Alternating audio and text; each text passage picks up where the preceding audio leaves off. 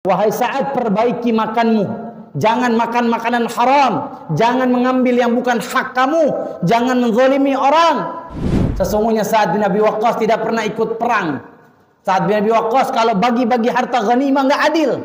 Dan kalau memberikan hukum, beliau juga zalim. Dia tahu Allahnya yang maha adil. Dia tahu Allahnya yang maha muntaqim. Akan mengabulkan doa orang yang terzalimi.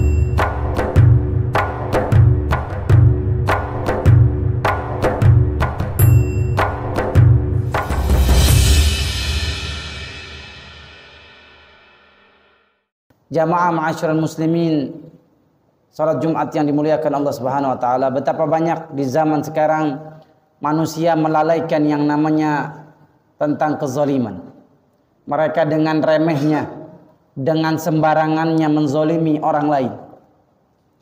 Tidak jarang kita temui ada orang yang punya rumah, kemudian dia mengambil bahu jalan menjadi batas tanahnya dia.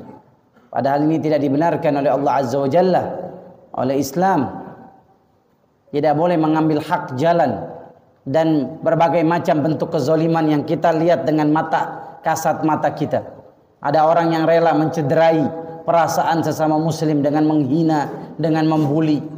Bahkan ada juga, dan ini dilakukan oleh kebanyakan dari pejabat publik yang dengan kekuasaannya mengotak-ngatik anggaran negara yang itu adalah hak rakyat, kemudian di markup untuk menjadi kepentingan pribadi dan memperkaya diri sendiri. Wal'iyadzubillah. Padahal Allah Subhanahu wa taala dalam sebuah hadits qudsi melarang perbuatan zalim. Allah Subhanahu wa taala berfirman dalam hadits qudsi, "Inni haramtu dzulma 'ala nafsi, faja'altukum bainakum muharrama fala tadzalamu." Saya Allah Azza wa Jalla mengharamkan kezaliman atas diriku, dan saya jadikan kezaliman haram kalian lakukan di antara kalian. Oleh itu janganlah kalian saling menzalimi satu dengan yang lainnya. Begitupun Nabi kita Muhammad sallallahu alaihi wasallam dalam haji wada', haji perpisahan, yang setelah itu beliau dipanggil oleh Allah Subhanahu wa taala, beliau berkata sallallahu alaihi wasallam bersabda, "Inna amwalakum wa a'radakum haramun alaikum ka hurmati yaumikum hadha." Sesungguhnya harga diri sesama muslim di antara kalian, harta kalian di antara kalian haram kalian ambil selain bukan hak kalian, sebagaimana haramnya hari ini, yaitu haji akbar yang dilakukan oleh Nabi Muhammad sallallahu alaihi wasallam. Jamaah rahimakumullah, dalam sebuah hadis Nabi pun mengatakan, "Adzulm zulumat yaumil qiyamah." Kezaliman adalah kegelapan pada hari kiamat. Kita tahu nanti pada saat hari kiamat kita butuh yang namanya cahaya penerang untuk mendorong kita, untuk menunjukkan jalan kita kepada surga Allah Azza wa Jalla. Dan orang yang zalim ketika hidup dia di dunia, Allah akan berikan dia kegelapan sehingga dia tidak bisa melihat jannah surga. Allah Azza wa Jalla masukkan ke dalam neraka. Na'udzubillahi tsumma na'udzubillah. Jamaah rahimakumullah, ketika kita menzalimi orang lain, maka berfikirlah, orang yang terzalimi ini punya satu doa yang mana kalau dia angkat doa ini ke langit, maka kita akan hancur, maka kita akan binasa, maka hidup kita tidak akan pernah mengalami yang namanya ketenangan dan kebahagiaan. Nabi kita sallallahu alaihi wasallam bersabda, "Wattaqi da'watal mazlum, fa innahu laisa bainahu wa bainallahi hijab." Takutlah kamu sama doa orang yang terzalimi, karena antara dia dan Allah Azza wa Jalla tidak ada pembatas, tidak ada penghalang. Otomatis Allah Azza wa Jalla kabulkan saat itu juga. Menzalimi orang itu mendoakan kejelekan kita, jelek hidup kita. Wal'iyadzubillah. Memakan harta orang lain dan orang lain menderita gara-gara dia, kemudian dia mengangkat tangan mendoakan kehancuran, hancur seketika. Wal'iyadzubillah. Jamaah rahimakumullah, jangan remehkan, jangan sepelekan masalah kezaliman ini yang kita lihat ada di tengah-tengah masyarakat, dan kita seolah menutup mata, seolah-olah kita tidak memperdulikan. Maka lewat kajian khutbah Jumat yang singkat ini, khatib akan menggarisbawahi tentang kezaliman. Karena hancur dan binasa orang yang kena doa orang yang terzolimi. Sebagaimana ini pernah dijalani dan dialami oleh seorang sahabat Nabi Sallallahu Alaihi Wasallam yang bernama Sa'ad bin Abi Waqqas. Dia adalah orang soleh, dia adalah waliullah, namun dia juga pernah dizolimi. Kezoliman dalam bentuk difitnah harga dirinya, kezoliman dalam bentuk dijatuhkan martabatnya. Beliau radhiyallahu taala anhu pernah dijadikan gubernur oleh Umar bin Khattab di Kufah. Beliau adalah orang yang adil. Bahkan beliau Sa'ad bin Abi Waqqas adalah paman Rasulullah sallallahu alaihi wasallam dari jalur Abdul Manaf, yang mana Rasulullah SAW bangga dengan Sa'ad bin Abi Waqqas. Hada khalili falyanzur ahadukum man khalah. Ini adalah pamanku, khal, keluarga dekatku. Tunjukkan siapa khal kalian, paman kalian. Saking bangganya Rasulullah dengan Sa'ad bin Abi Waqqas. Sa'ad bin Abi Waqqas tidak pernah makan makanan yang haram, sehingga dia kalau doanya selalu dikabulkan oleh Allah Subhanahu wa taala. Satu saat Sa'ad bin Abi Waqqas sebelum beliau diangkat gubernur dan masih hidup Nabi Muhammad sallallahu alaihi wasallam pernah minta didoakan oleh Rasulullah. Ya Rasulullah, ud'uni an akuna mustajabat da'wah. Doakan saya agar doa saya dikabulkan Allah. Kemudian Nabi sallallahu alaihi wasallam mengatakan, ya Sa'ad, atib mat'amak takun mustajabat da'wah. Wahai Sa'ad, perbaiki makanmu, jangan makan makanan haram, jangan mengambil yang bukan hak kamu, jangan menzalimi orang, halalkan makanan kamu dan selalu filter, menyaring apa yang kau konsumsi dan anak istrimu. Satu saat engkau akan menjadi orang yang paling diterima doanya, paling didengar oleh Allah doanya. Dan benar jamaah rahimakumullah, doanya selalu dikabulkan Allah Subhanahu wa taala. Satu saat Sa'ad bin Abi Waqqas setelah dijadikan gubernur Kufah ada di negeri Irak. Kemudian berjalanlah pemerintahan beliau dengan penuh keadilan, dengan penuh kesejahteraan masyarakat. Masyarakat menunaikan salat di masjid-masjid mereka.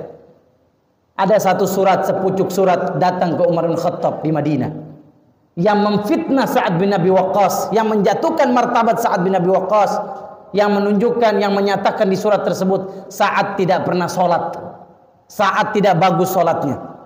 Umar bin Khattab sebagai seorang pemimpin kaum mukminin tidak serta-merta memakan berita itu, tapi Umar bin Khattab mengirim utusan ke Kufah, ditanyakan dari masjid satu ke masjid yang lain, bagaimana keadaan Sa'ad bin Abi Waqqas. Oh, Sa'ad bin Abi Waqqas rajulun ma'ruf, orang baik, dia solat, dia jadi imam. Terus satu masjid ke masjid yang lain, sampai satu saat ikut ke dalam utusan orang ini, Sa'ad bin Abi Waqqas menyaksikan langsung dengan mata kepalanya ada seorang di masjid yang bernama Usama. Dia mengatakan kepada utusan dari Umar bin Khattab, demi Allah, dia memfitnah Sa'ad bin Abi Waqqas. Innahu la yasiru fi sariyah wa la ya'dilu fil qadiyah wala ya'dilu fi sawiyah fil atayah wa fil qadiyah. Ada 3 fitnah kepada Sa'ad bin Abi Waqqas. Sesungguhnya Sa'ad bin Abi Waqqas tidak pernah ikut perang. Sa'ad bin Abi Waqqas kalau bagi-bagi harta ghanimah enggak adil, dan kalau memberikan hukum beliau juga zalim. Kaget Sa'ad bin Abi Waqqas dengan fitnahan ini. Hatinya goyang, hancur perasaannya. Bagaimana lihat, perasaan bisa menghancurkan, perkataan bisa menghancurkan perasaan orang. Fitnah bisa menghancurkan karakter seseorang. Saat itu juga Sa'ad bin Abi Waqqas mengundurkan diri kepada Umar bin Khattab seraya mengatakan, wallahi in kana 'abduka hada kadiban riyan wa sum'an fa'atil umrahu wa atil faqrahu wa adimhu 'ala al-fitnah. Ya Allah, dia tahu dia punya Rabb yang tidak akan pernah membiarkan kezaliman sedikit pun terjadi di muka bumi ini. Dia punya Rabb yang adil, wa la yadhlimu rabbuka ahada. Allah tidak pernah zalim kepada siapapun. Dia tahu Allahnya yang maha adil, dia tahu Allahnya yang maha muntaqim, akan mengabulkan doa orang yang terzalimi, akan mengabulkan doa orang-orang yang teraniaya. Diangkat tangan oleh Sa'ad bin Abi Waqqas saat pun meninggal dunia dengan keadaan husnul khatimah, disolatkan jutaan orang. Dan orang yang kena fitnah ini Ternyata dia terkena doanya Sa'ad bin Abi Waqqas. Umurnya sampai 100 tahun. Dan diceritakan alis matanya sudah sampai jatuh. Rambut yang ada di atas matanya, alis matanya sampai jatuh. Saking tuanya, saking uzurnya. Dan apa yang dikerjakan orang ini yang memfitnah Sa'ad bin Abi Waqqas? Hidupnya di depan pinggir jalan, menggoda gadis-gadis belia. Kemudian gadis-gadis belia ini pun teriak, serta merta laki-laki tua ini dipukulin sama masyarakat. Sudah tua bangka tapi godain anak cewek orang. Apa yang dikatakan oleh laki-laki tua ini? Asobatni da'watu Sa'ad. Saya sudah kena doanya Sa'ad bin Abi Waqqas. Saya kena doanya Sa'ad bin Abi Waqqas. Doa orang yang terzalim. Oleh itu jamaah rahimakumullah, dalam khutbah singkat ini, ayo jangan sampai kita menzalimi siapapun. Menzalimi orang-orang sekitar kita, keluarga kita. Ya, menzalimi siapapun, baik itu dari perkataan kita, perbuatan kita, ataupun hal yang lain. Jamaah rahimakumullah, jangankan terhadap manusia menzalimi, terhadap binatang sekalipun yang kita zalimi, Allah Azza wa Jalla akan menuntut di dunia dan di akhirat. Ada seorang wanita di zaman Rasulullah SAW. Dia punya seekor kucing. Di penjara kucing ini tidak diberikan makan, tidak diberikan minum, disiksa. Kemudian kata Rasulullah SAW, hiya finnar, wanita ini di neraka. Kemudian kisah lain, seorang wanita di zaman Rasulullah SAW, dia rajin puasa siang hari, malamnya tahajud, tapi mulutnya suka nyakitin hati tetangga. Ketika ditanyakan perihal wanita ini, Rasul pun mengatakan hiya finnar, dia di neraka. Oleh itu jamaah rahimakumullah, jaga diri kita, keluarga kita dari kezaliman. Kezaliman ada 3. Zalim langsung kepada Allah, yaitu dengan melaksanakan kesyirikan kepada Allah. Yang kedua, zalim terhadap diri kita dan kepada Allah dengan berbuat maksiat, mengikuti hawa nafsu. Yang ketiga, az-zulmu 'alal ibad, kita menzalimi para hamba-hamba Allah. Kata para ulama, Ibnu Qayyim al-Jauziyah, adapun 2 kezaliman ini mudah bagi Allah memaafkan. Kita bisa ganti dengan amal soleh kita. Allah hapus keburukan masa lalu kita. Karena dosa terkait kepada Allah Azza wa Jalla. Namun apabila terkait dengan manusia, kita butuh keridhaan dia memaafkan kita. Kita butuh keridhaan dia memaafkan kita. Bayangkan ketika dia jadi pejabat negara, dia menzolimi ratusan juta orang. Berarti ratusan juta ini harus ridha terhadap dia nanti di dunia dan di akhirat. Kalau tidak, apa? Jalan dia menuju surga akan penuh dengan kegelapan. Waliyadzubillah. Akhirnya kita berdoa kepada Allah, kiranya Allah nanti menghadirkan pemimpin-pemimpin yang adil, yang takut kepada Allah dan punya rasa kasihan terhadap rakyat, sehingga dia tidak menzalimi hak-hak rakyat. Allah Azza wa Jalla menghadirkan kita pemimpin yang akan menggunakan sumber daya alam untuk mensejahterakan seluruh umat, seluruh rakyat Indonesia.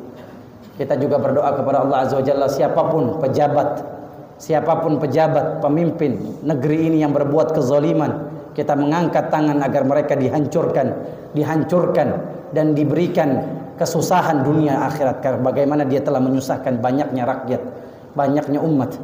Kita pun berdoa kepada Allah Azza wa Jalla agar negeri kita diberikan negeri baldatun thayyibatun wa rabbun ghafur, penuh ampunan Allah, keberkahan turun dari langit, Allah keluarkan dari bumi.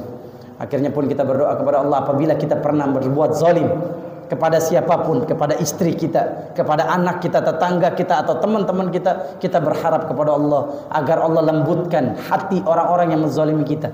Jangan sampai dia mendoakan kehancuran buat kita. Jangan sampai dia mendoakan kejelekan buat kita. Agar mereka memaafkan kita, meridai kesalahan kita, dan kita pun diberikan kesempatan langsung memohon ampunan, memohon maaf atas kezaliman yang kita perbuat kepada mereka. Jangan lupa like, komen, dan subscribe akun ini. Semoga bermanfaat.